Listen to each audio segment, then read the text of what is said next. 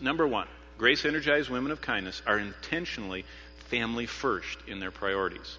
Now, we already looked at this when we talked about a lover of husbands and lover of children. Paul describes the first grace-energized good work this woman of renown has done is, look at verse 10, she has brought up children. That means, remember, this is a list. This is a wanted poster. This is a job description. This is what the interviewer would have if he was interviewing this woman to bring her on if she was over the age 60 and the church was going to start supporting her. And he would first ask her a question.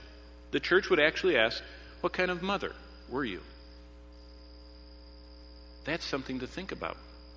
If you're not yet 60, and if you want to someday aspire to be supported by the church. Now, in our society, that is very rare because we have so many social networks. They didn't have that back then. A widow that didn't have a son that could support her or other relatives that were close enough would be destitute.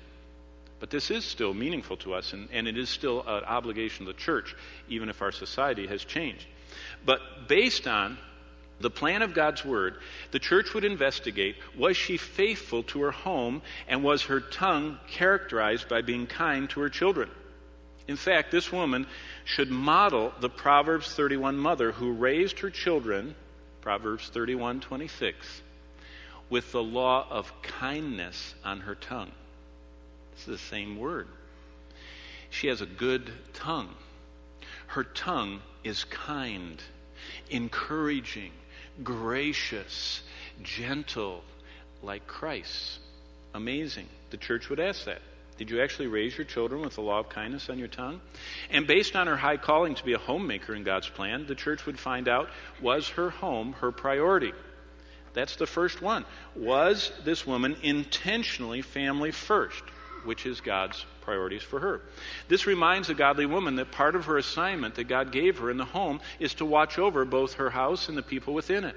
The meals, the schedule, the clothes, the health, and so much more are done every day, all day long, by a godly wife and mother as an offering of worship to the God who called and assigned these as her highest duties. Don't ever let someone else assign duties on you if God has already assigned highest duties. This woman looked past the culture, looked past the peers, and said, oh, God said, my priority is family first. I'm going to do that. Notice it didn't say church first, family first. You see, if you neglect the family, you don't have a word that is credible in the church. Even the elder who is not watching over his home and caring for them in a way that shows that they are orderly cannot have an adequate testimony that his testimony is valid for God.